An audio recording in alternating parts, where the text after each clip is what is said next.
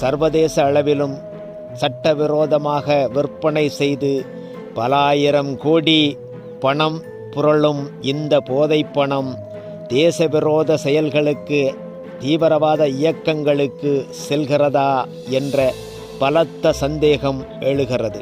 சர்வதேச அளவில் மத பயங்கரவாதமும் போதை கடத்தலும் இணைந்தே செயல்படுகிறது. இந்த நிலையில் ஜாபர் சாதிக்குடன் திரைப்பட இயக்குனர் அமீர் ஹோட்டல் தொழில், ஏற்றுமதி தொழில், சினிமா தயாரிப்பு என நெருங்கிய கூட்டாளியாக இருக்கிறார்.